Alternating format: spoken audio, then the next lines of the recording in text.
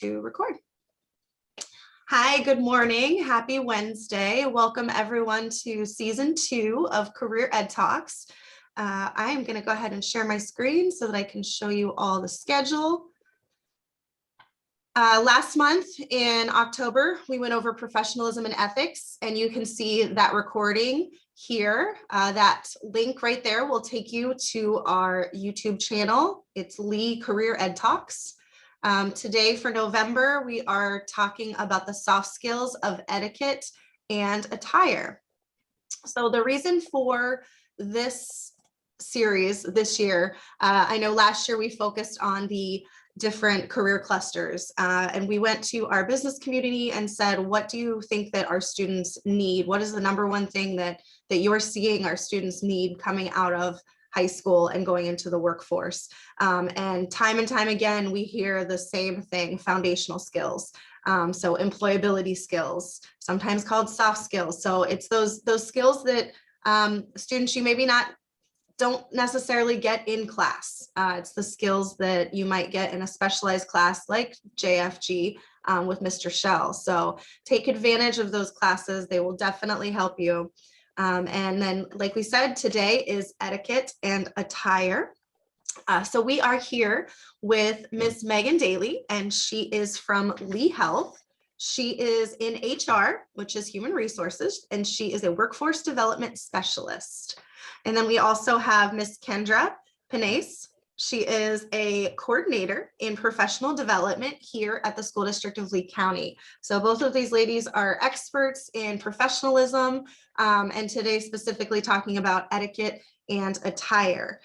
Before we turn it over to our speakers and start with some panel questions, I do want to go over the different definitions from the dictionary for etiquette. It is the customary code of polite behavior in society or among members of a particular profession or group. So these are the rules and behaviors that you follow, whether you're in the workplace or out in society. And attire are what it sounds like. It's clothing. It's what you wear. A lot of times we think of attire as more formal workplace clothing. So just for those two topics, definitions to keep in mind. One other thing I really wanted to go over with our students before we jump into those specific topics, part of etiquette is mealtime etiquette and how to set a table. And I know when I talk to students, this is sometimes things that they don't think about. And the first time they go to a formalized dinner or a networking lunch, a lot of times scholarships will have scholarship luncheons, and the students show up and they don't know which fork to use or which spoon to use. So, and obviously it's not something you're going to learn in math class or language arts. So I'm going to do a screen share, and we're just going to go over a couple of very simple table settings. This is considered basic. As you can see, this might be what you would have at your own house, students, when you sit down and have dinner with your family. It's probably a little more casual, a little more basic. So you have your fork and napkin on the left-hand side, plate in the middle, and then knife and spoon are over on the right-hand side. And your knife should always be facing in towards your plate.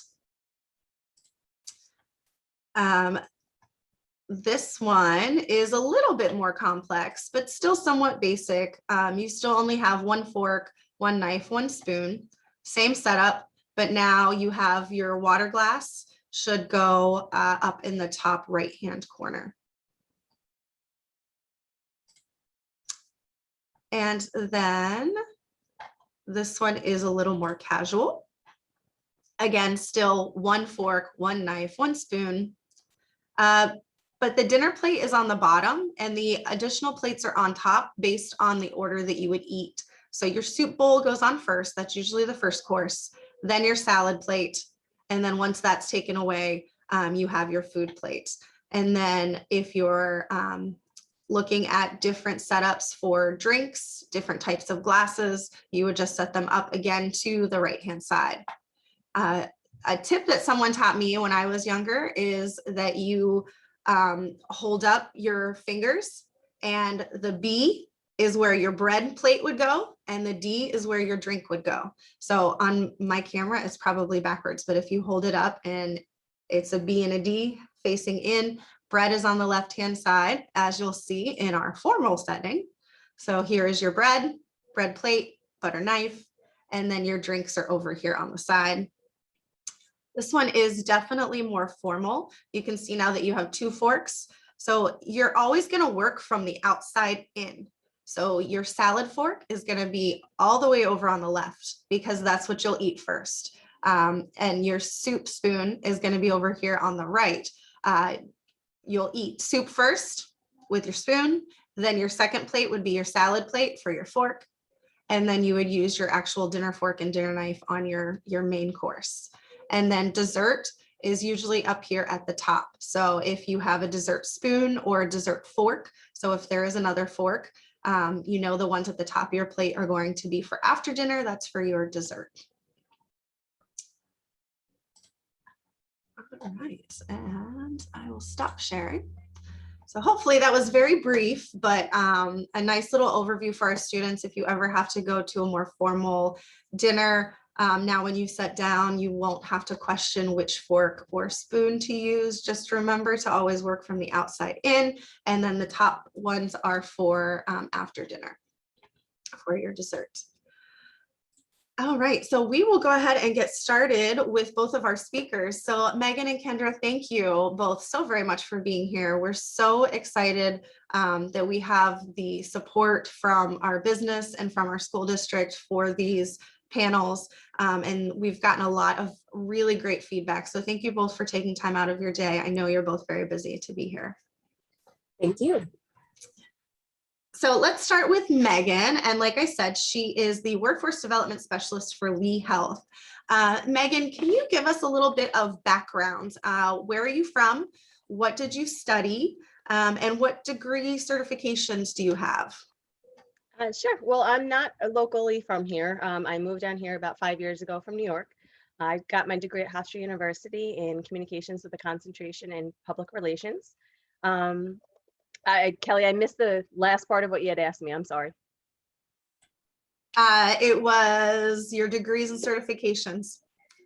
Oh, well, you answered that. Thank you. Meghan, what made you choose your career? I love working with people. I love the whole process of networking. I love engaging with others.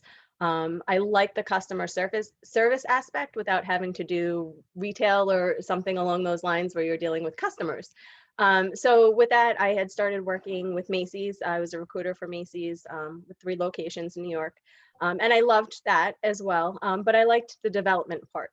I like the portion about, helping upscale current employees, helping getting anybody education that they needed to get to the point that they had wanted to be. That's the aspect of my job that I love. Awesome. And can you give us kind of an overview of what you do now with Lee Health? What is your kind of top priorities and main responsibilities? Well, I have the pleasure of working with you and the Lee County School District, but basically we're out in the community letting our community members know of healthcare careers, and it's not just doctors and nurses. Basically, we're an entire community and pretty much house any job that you could think of with the side of, getting your hair done. But we just like to educate and let them know about the fantastic opportunities they have down here. I have to say, when I moved down here and got involved with Lee Health and workforce development, I was amazed at the amount of resources and just support that the students down here have. To credit you guys, I mean, you do a fantastic job of letting them know what their opportunities are and providing that guidance if needed. So that's part of what I do in the community, but we also focus on our own internal staff too. We feel that that's very important as well, meaning that our staff that might be in an entry-level job or might be at the top of their career for right now, but still want to advance and move forward, we'd like to prepare them and, get them the training and the education and, just the resources as to what is available to them and what their options are within our own healthcare system. Awesome. Thank you. Thanks for being here today. Thank you for having me. Kendra, let's come over to you. Can you give us a little bit of your background? Where are you from? Where did you go? Did you go to college, technical school, and what degrees, certifications do you have?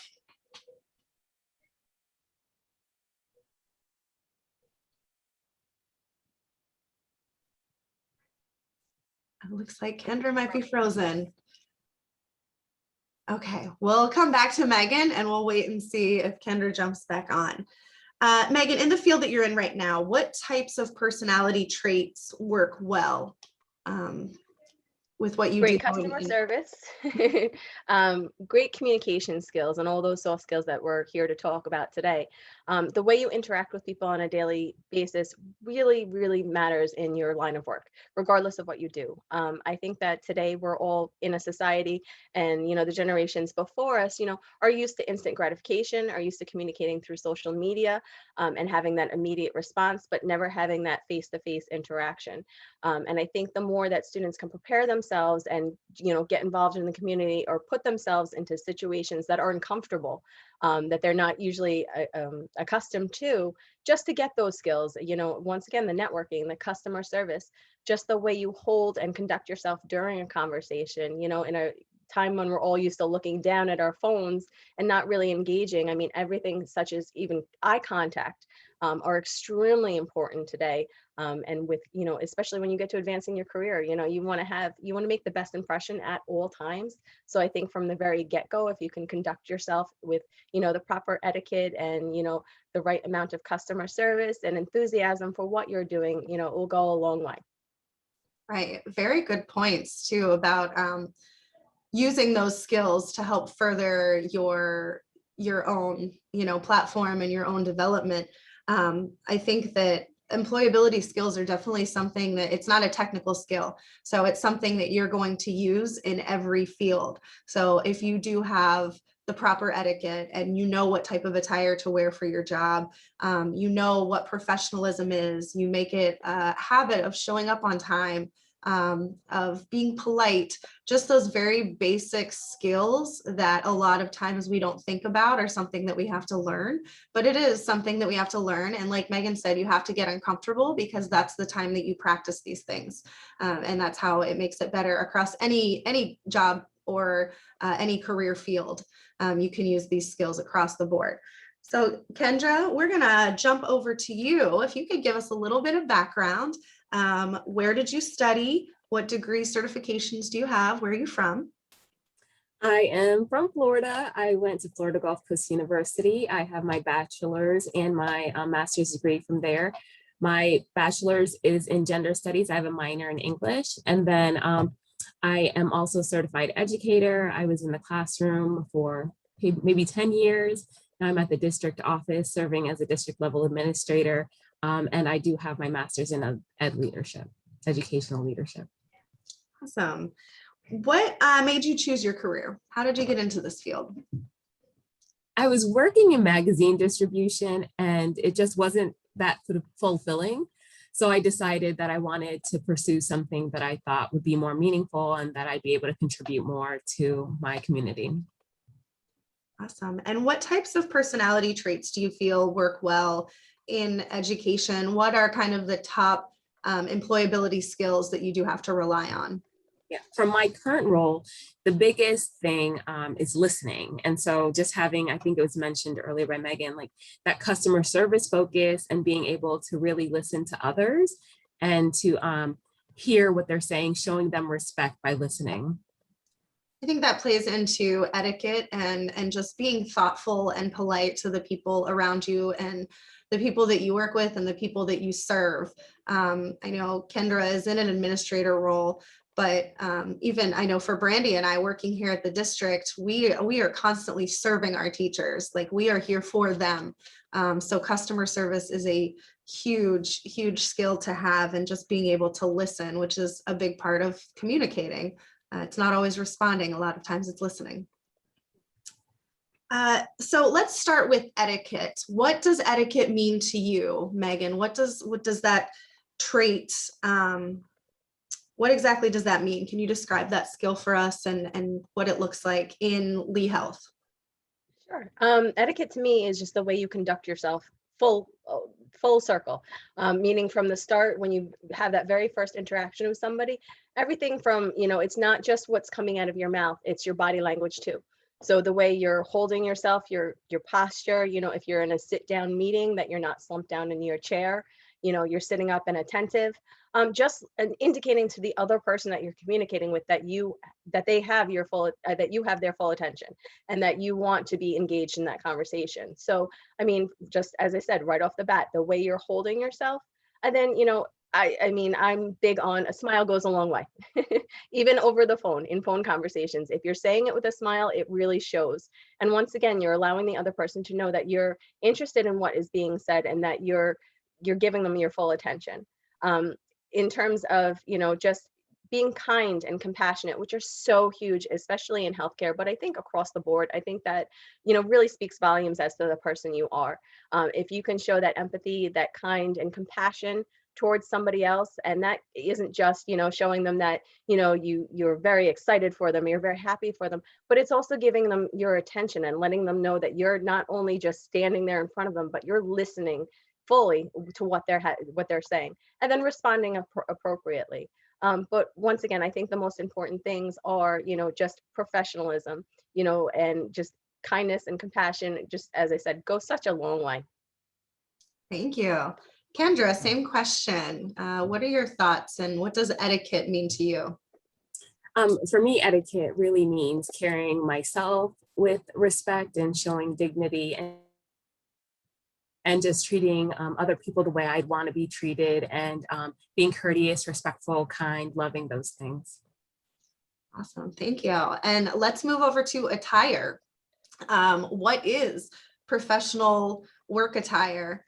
Meghan, can you kind of explain, and maybe explain in a broad sense, but then also specifically for Lee Health, because I know in healthcare, it's probably different depending on your role. That's correct. Whereas many of our staff members are in uniform and scrubs to identify where they're working, you have people such as myself in HR and customer service that still need to present ourselves in a professional manner. So whereas we're not identified by our uniform, we are identified and badged, meaning that we have to uphold the Lee Health standards while we're wearing that badge. So, I mean, I would never come to work in t-shirt and jeans, it's always professional. So a skirt that at least goes down to your knee, or a dress, you can wear, if this is Florida, which is on a different note, is entirely different than etiquette that might be from up north. Like I've never worn open-toed shoes at work before in my entire life. But because of the area that we're in, that's a little bit more acceptable depending on what business you're in. With that in mind, I can wear open-toed shoes if I am at an event with you guys. However, if I'm walking around the hospital and in the department floors, that's an absolute no, because you're in a patient care area and you don't know what could be on the floor or whatnot. It's a safety issue. So you have to balance out your safety, and you also have to present yourself professionally. So sometimes it's called for a blazer, but nothing too low, nothing revealing, nothing that indicates anything other than you're there to work, and not draw full attention to yourself. And I know that we're in a new world where fashion is, a big excitement. And not saying don't be fashionable at all. Just do it with the other's company in mind. If you're going to make somebody uncomfortable by the way you're dressed, that's not necessarily the way you want to start off the day. So just professional button-down shirt or, sweater, something that just indicates that you're there to get your work done, and not, going out to a night out. Very good points. Thank you for that. Kendra, same question to you. What are your thoughts on attire? Yeah, very, very similar. And I think just like, there are different occasions for our dress, even within my everyday work. If I'm going out to a school, I might dress differently than if I were going to a board meeting, than if I were going to just be in my office all day. So what I found is that I try to consider, what do my superiors wear?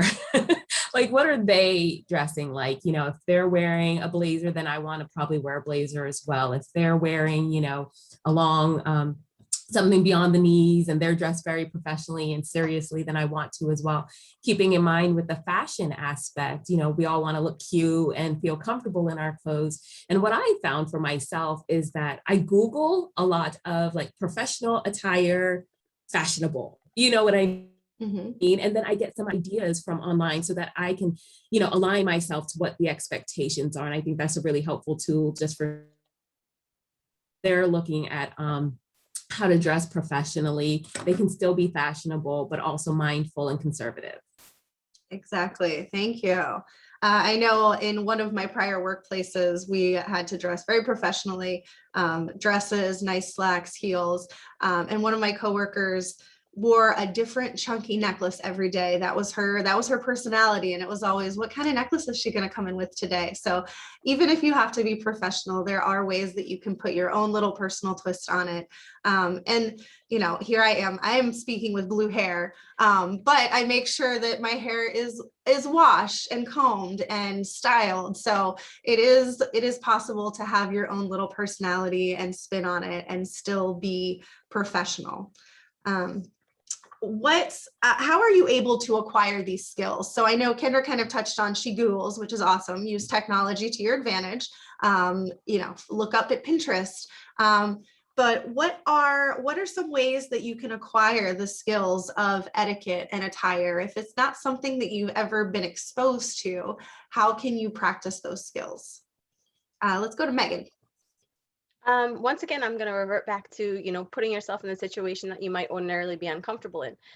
You know, you can't just show up at, you know, a work function that's not your place of business. However, you know, when you get involved in these types of events or, you know, just a day-to-day interview, you know, you can just observe other people. I'm a big people watcher. I love to observe, you know, interactions, which is also great for, you know, learning how to interact in, you know, workplace scenarios.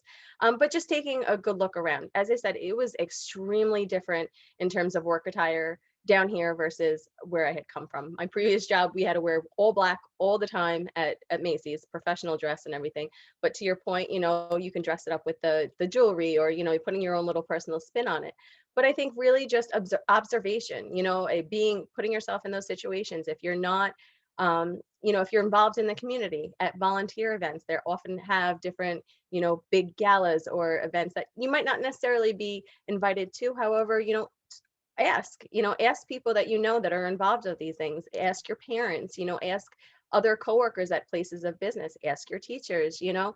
But there are many ways, and to Kendra's point, yes, Google is always a great last resort as to, you know, how to dress, because that will give you some insight as to, you know, what is appropriate at that time. Right. And to your point about being up north, I know up north it's pantyhose and tights, and there are still some workplaces that expect that. So we are thankful to live here in Florida where we don't have to deal with pantyhose. We're gonna have some open-toed sandals or shoes. And I think a lot of it is dependent too on the position. So obviously if you are in the construction field, you're not going to want to show up in heels. You're going to want to make sure that you are dressed, as Meghan said, with safety in mind. So if you're on a construction site, you're going to want to wear some steel-toed boots, and jeans are probably appropriate on a construction site because that's for safety purposes. You don't want to show up in a dress, but also then there are, you know, the more higher CEO type levels, as Kendra had talked about, wearing blazers. Something that I always heard is dress for the job that you want, not the one that you have. So if you are hoping to have a more administrative level job, you might need to start dressing that way. Look and see what those types of superiors are wearing and dress that same way. All right, let's see. What advice or tips can you give to students regarding etiquette or attire? It looks like Kendra might be having technical difficulties again, so we'll go to Meghan. Do you have any tips? It's entirely the way you present yourself, the way you hold yourself, because that not only speaks to the other person and letting them know that you are professional, but it also, you know, indicates that you are confident in yourself. If you were, to your point, you know, if you were working at a construction site, yes, that's way different attire than somebody, you know, working in HR with healthcare system would. However, once again, there's those little things, you know, you had mentioned earlier about hair, you know, your hair is done and washed and you look very presentable, and I happen to love your blue hair. But I mean, if you were to show up at, you know, a construction site where it is a little bit more lax in dress, you still want to make sure that, you know, you're groomed for the day. You know, the overall presentation of yourself speaks volumes as to how others are going to perceive you. Once again, you don't have to look like a supermodel every time that you show up to your place of employment. But once again, the fact that you put effort into, looking clean, looking like you came prepared, having your nails groomed. I think that's something that a lot of times people overlook. And I'm not talking about going and get the best manicure you ever had, but at least, trimmed nails, not, dirt under the fingers. Those simple things, which I think we often forget, speak volumes to the person that's talking with you. So I really think that it not only, shows that you are professional, but really reflects the way you think of yourself. Very, very good points. It does. It comes back to your own self-confidence and the way that you view yourself. And if you dress very professionally, then you view yourself professionally. That's how other people will take you, especially if it's just the first time someone is meeting you. You definitely want to put on your best face for the very first time that you're meeting someone, because a lot of times that's the memory that they're going to keep of you, especially if it's an interview. If this is the only one time that this person is going to interact with you before making a decision on employment, that's something they're going to remember. They're going to remember the way that you treated them. So make sure that you are very polite and kind, and when you're communicating, that you're listening and responding correctly, but also your dress. They're going to remember your dress and your body language. If you are having a conversation, you don't sit with your arms crossed like this, because that shows that you're closed off. You want to be more open. So make sure that your arms are uncrossed, and that your body is facing forward if someone's speaking to you, and that you're making that eye contact. And sometimes I think, as Meghan had talked about earlier, we're always on, we're used to having our heads down on our phone. We're used to being in our technology. So it is a practice a lot of times, especially over the past 2 years, when a lot of us have been working from home and we're used to talking through Zoom. That was really uncomfortable for me in the beginning, was communicating through Zoom, like I'm talking to this camera. Now I think that it's something we've almost started to take advantage of. And when we are back in person, it's like, oh, how do I interact with this person face to face? So it's definitely something to keep in mind, and to practice. And you do have to force yourself sometimes to do it, especially if you're not comfortable doing it. Kendra, do you have tips? What advice or tips would you give to students who want to practice or learn more about etiquette and attire? How did you practice this skill? I really watch other people. Like I mentioned before, I take a look at what my superiors are doing, and I use them as a model or a guide for how I should conduct myself and how I should behave in certain scenarios, as well as how I should dress. And so I've been working since I was 14. So that is anything from like Arby's all the way to my current role now, just really paying attention to how are my bosses treating their customers or the people they serve? How are they dressing? Are they dressing professionally? Or are they real casual? And what are the circumstances surrounding that? So I watch, and then I also practice in terms of like, if I want to practice etiquette, right, then I might video record myself having a conversation with a friend. Am I listening more than I'm speaking? Am I being respectful when they're talking? Am I looking them in the eye? Am I, just paying attention to those nonverbal and those verbal cues and communication to make sure that I am mindful and careful to, show respect to the person I'm engaging with. Thank you. Very good points and good ways to practice. I like the idea of recording yourself. That's a really good way. Or practicing in the mirror, or finding a trusted friend, someone that you know that will be honest with you. And honesty doesn't have to be brutal, but someone that you know that will be honest with you and really give you good feedback, and just practice. One other thing that Kendra talked about is, I love hearing about your first jobs. I know she said that she worked in fast food.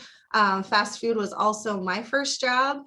And now looking back, students appreciate what you have when you work in fast food, because I really think that I learned most of my skills from working in a customer service role, where my job was to say yes and to make someone happy and to go even above and beyond. Chick-fil-A is known for, oh, my pleasure. And they give a higher level of customer service, and that's what people appreciate about certain places. So having a job at a fast food restaurant or at a restaurant where you're a host or a server.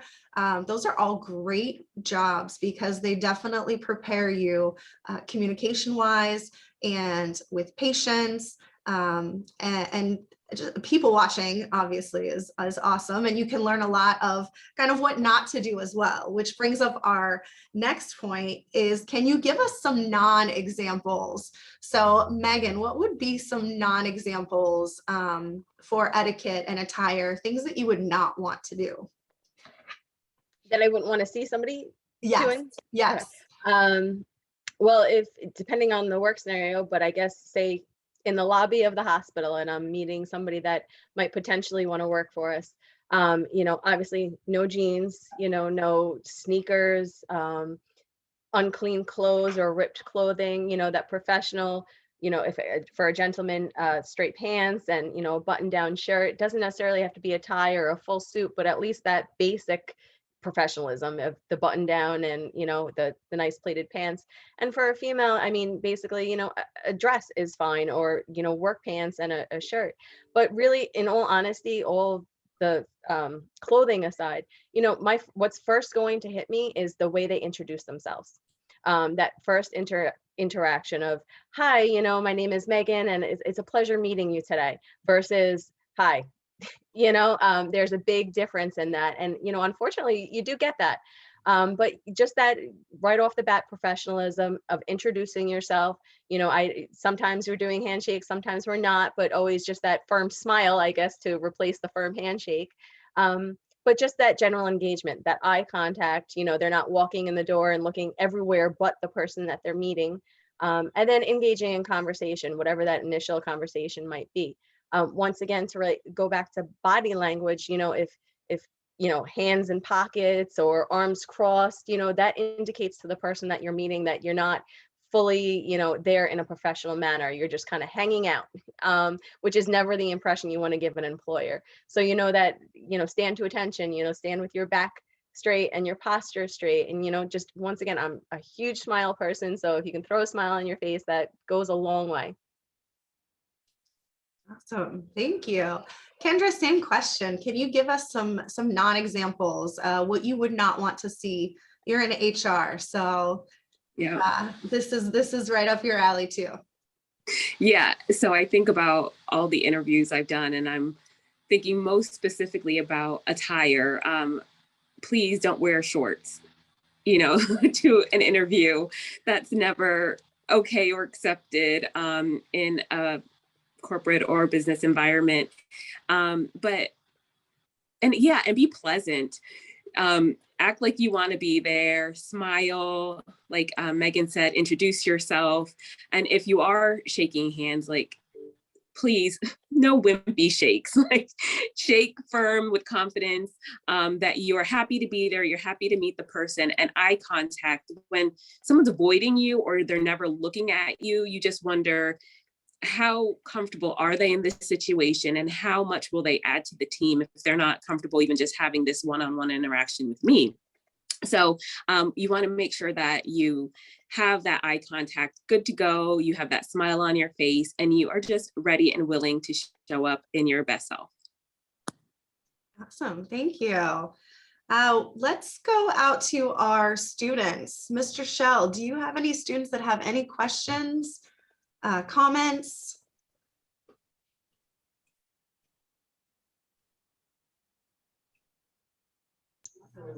We're here, but they don't have any questions as of yet. Okay, awesome. Well, feel free to interrupt whenever they do. Another thing I wanted to talk about is thank you notes. What are your thoughts on sending thank you notes after an interview or a situation where you might have an encounter with someone? I know in networking, a lot of times you will exchange business cards. What type of follow-up, what type of etiquette is expected after that? Let's start with Kendra this time. Yeah, I think thank you notes are a really, really nice touch. What I have noticed is, depending on how the organization is set up, you may not receive a response to your thank you note, just because some companies or businesses, they have a process for communicating with people who have applied or interviewed for a job. So someone may not be able to, say, oh, I'm so glad I met you. However, when they receive the thank you note, I know it goes a long way. Point. Megan? Wait, got a question about that. Okay. Does she prefer a handwritten thank you note or an email thank you note? Good question. Oh, wow. Handwritten notes are very, very special, but it's easier to get out an email, and that happens a little more quickly than a handwritten note, especially if the person has to interview offsite or Zoom through an interview. Good point. Yeah. Yeah, I think handwritten notes are definitely a different level of personal touch, but I don't think it's always necessary. It might be easier, as Kendra said, to send an email, and it still has the same effect. It's still a thank you note. It still means that you were thoughtful after the fact and are thanking them for their time. Megan, do you have anything to add to that? I agree. It's a nice personal touch. The handwritten, like for our purposes, probably would never get to the recruiter that they had met with because we don't have mailboxes such as that. And I think an email, thank you for taking the time to meet with me. It does go a long way and leave a lasting impression. Not always necessary, though. You do have to realize sometimes recruiters are dealing with hundreds of applicants at a time. And might feel obligated to respond to that, because they're good, compassionate people too. And they want to make sure that they're, being receptive of that. However, with that said, sometimes people will send thank you notes or thank you emails and then want a response from that as well and feel a little bit disheartened if they don't get one. Just for any of you out there that have done that and haven't gotten a response, don't let that affect you. That most likely was viewed and taken, very well by the person receiving it. However, not everybody always has the time to then go through and follow up with the thank you notes as well. Awesome. Thank you. Kevin or Mr. Schell, did you have another question? I had a really good question the other day, and maybe the panel could answer it. A student came in and said one of the employers asked them what their passion was. And I asked him how they answered it. And he said, well, he told them that sports was his passion. And he said he didn't want to answer the question like, oh, my passion is just helping people, because he didn't want to be cheesy. But I told them sometimes cheesy is what they're looking for. But can the panel answer that? If they were interviewing someone and they got that question, would they answer the question around their business, or would they sometimes answer it truly? If knitting was their passion, would they say that? Or should they always weave the passion into the job they're going for? I will leave that open to whoever wants to take that first. I can take it. I think that, and that's something I quite often ask people, it's kind of double-sided. Like, they're asking what the passion is because they want to get to know the person that they're sitting with. So it doesn't necessarily, the immediate answer, saying, I love basketball is not always an incorrect. There's no incorrect answer. But if the candidate wants to drive that towards whatever role they're going to, so, maybe I love basketball, it's my passion, I've grown up with it, I like the teamwork that it displays. So you can always throw that little, professionalism into that. But it's not to say that, if you really have a passion or a drive, once again, the person that's meeting with you wants to get to know you. So it's not wrong to say that you love basketball, but, just going forward, you can always include in it or tie in some type of business-oriented professionalism into that answer. Very good advice. Kendra, anything? Yeah, I agree completely. I think that being yourself in an interview will go a long way with the people that are interviewing you. And sometimes you might find that you're just not the best fit for that particular role. However, I think interviewers always appreciate knowing who the real person is. And so making the connection, though, to the work that you're going to do, as Megan mentioned, that's key. So I think if you love basketball, by all means say it, but just like Megan expressed, make that connection to it helps me with teamwork and I love being a part of a team, and, really get to know the organization beforehand so that you know how to connect your passions and your interests to the work that you're hoping to do. I got one more question, Kel. Yeah, go ahead. These are all great. All right. as you know, sometimes it's hard to get motivated. What motivates them when they're unmotivated? What do they read? What do they watch? Maybe on YouTube. Is there any clues you can give kids when they are unmotivated to get motivated? Sometimes it has to come intrinsically. We as teachers want to think we can motivate, but what can a kid do or suggest to them to motivate them to kick it into gear? Good question. So I will throw that out to either of you. What motivates you? I can start with that one. I don't know that I'm just going to be honest. I don't consider myself a super motivated person. But what I do know is that discipline is really important. And so I have things that are very important to me in my life. And I have decided that because it's important and it's a priority for me, even when I'm not motivated, even when I don't want to show up or go to the gym or eat properly, I become disciplined, and I make sure that the things that I say mean something to me. I actually demonstrate that in my everyday living. So to me, it's more about discipline and practicing that more than motivation, because that comes and goes for me quite a bit. Good answer. Megan, what about for you? What helps to motivate you?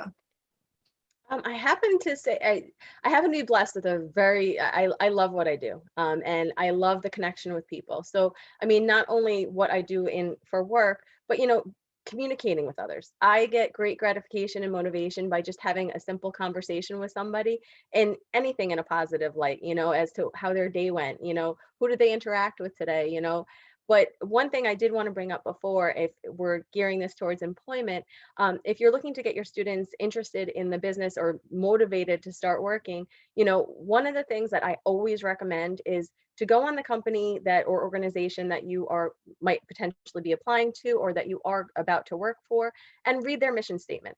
A lot of people, when they're going into an interview, simply could really nail an interview by just reading that little blurb about what the company's best attributes and highlights are. So for example, with Lee Health, we pride ourselves on compassion and empathy. If I have an interview coming up with Lee Health and I look at that little piece of information, I can then gear my conversation, and also at the same time motivate myself to want to be part of that. You base your career around what your passion is, but why not get involved and excited about what that company is going to offer you as well? Very, very good point. And that's something to remember, students, before you go into an interview, before you even apply for a position, you need to do a little bit of research on the company to make sure, to Kendra's point earlier, you want to make sure that you're a good fit as well. And you may find that it's not something you're interested in, or your own personal values and mission statement does not match up with the business mission statement. So that may not be a good fit for you.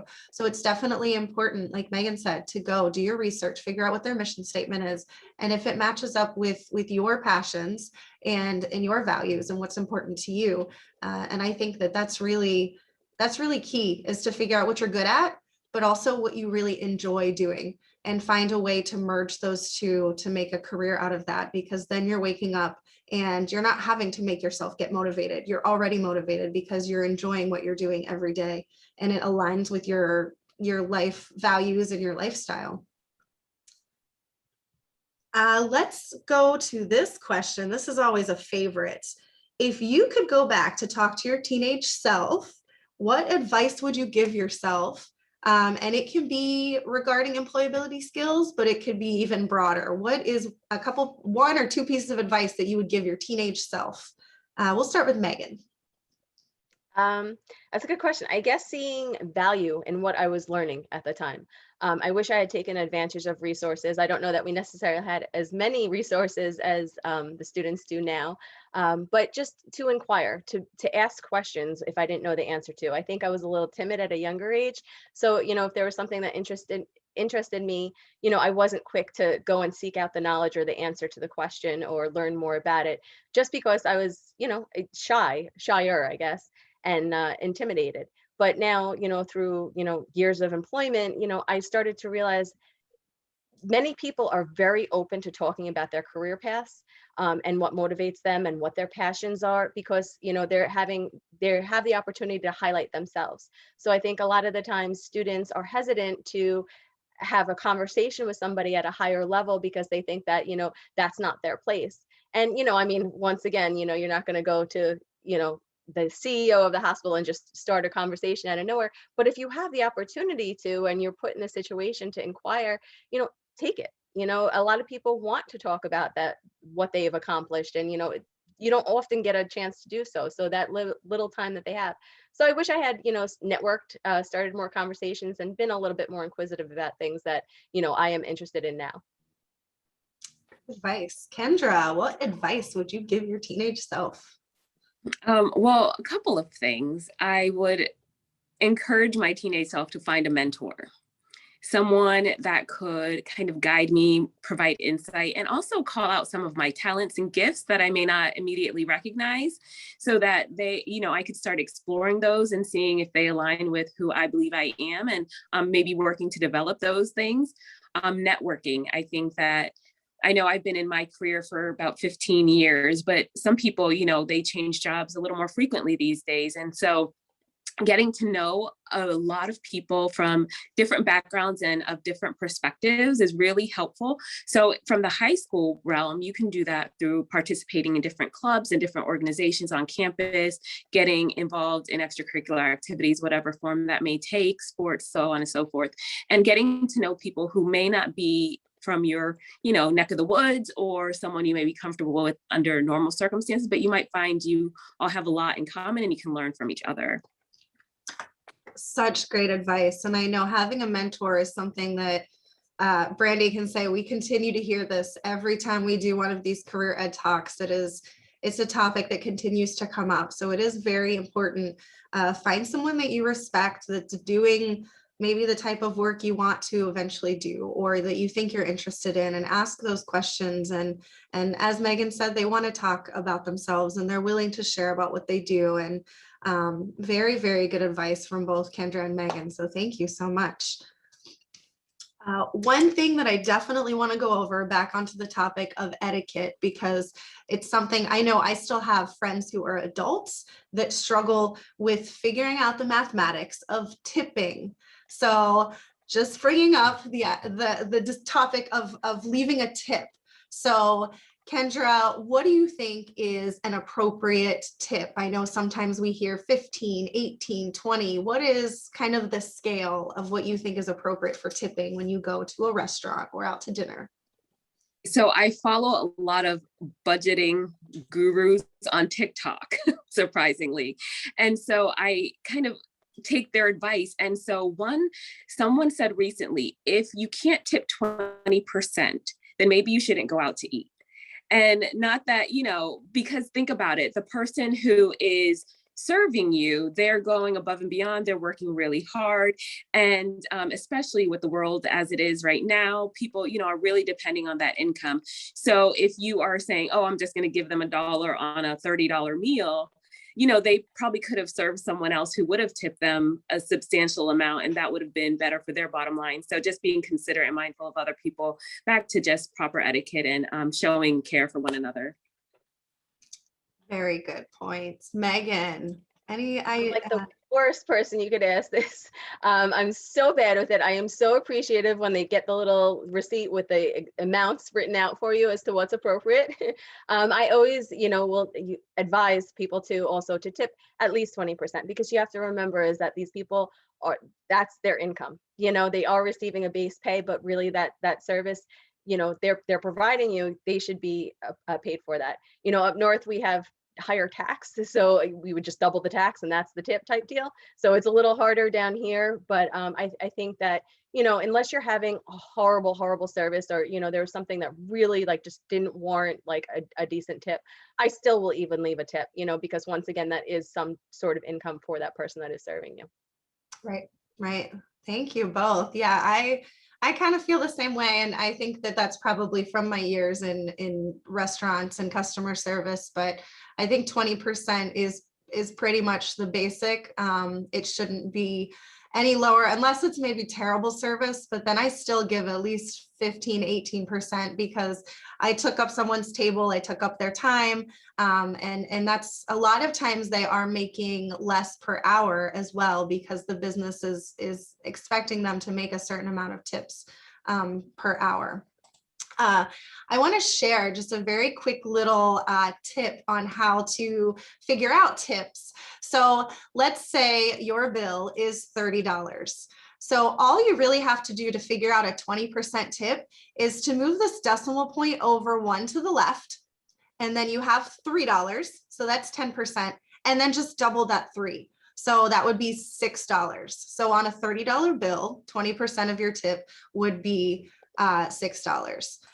If your bill is $45, same thing, take the decimal, move it one to the left. Now you're at $4.50, and just multiply that by 2. So $9 would be your tip. So you just double that.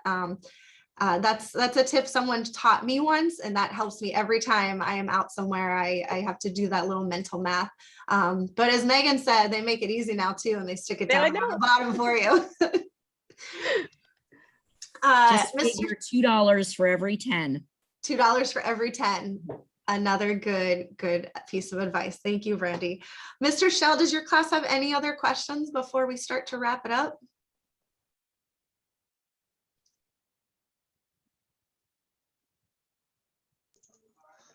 No, thank you to the whole panel. It was very enlightening, and thank you to everybody. Thank you, Kelly, for putting this on. It was great. Of course. Thank you for tuning in. I think that's really about it. I think we've gone over, I'm looking over my notes. It seems like we've gone over everything. Is there anything, Kendra, that you want to add or say as a wrap up? Yeah, no, this was fun. Thanks for having me. Thank you. Thank you so much for being here with us. And Meghan, what about you? Any last pieces of advice? I just want to say thank you, and what you and your team do are fantastic. These talks have been so successful across the board. So thank you for including us and including me. Thank you. Well, we can say this is definitely one good thing that has come out of COVID. I think we've been able to reach a lot of students and give some of our teachers some resources to help make their lives a little bit easier as well. Just very last to close up. First of all, thank you so much to our speakers. Thank you, Kendra. Thank you, Meghan. Always happy to have both of you and see both of you. Next month, actually, we are skipping 2 months because it is the holidays. So we are going to skip December. And then at the beginning of January, we are out that first week. So we're going to hold off until February, which is CTE month. So February, our big kickoff for Career and Tech Ed month to celebrate all that we do here in CTE. We will be kicking that off on February 2nd with our Career Ed talk about Communication 101. So this is one of our most important topics, most important employability skill, I believe one of the top ones. So come back, tune in on February 2nd. We're going to try to have there may be 1 or 2 in the meantime that we'll offer as kind of a special edition, and I'll make sure everyone knows about that. And anytime that we do any sort of panel or informational video like this, we do make sure to upload it into our YouTube channel. So you can just search Lee Career Ed Talks and that will show up on YouTube. We also post it on our Facebook, which is Lee CTE, and Instagram. So make sure you check us out. Thank you all again for being here. Thank you to my teammates, Brandy and Nicole. And I hope that you all have a great day. Thanks for joining us.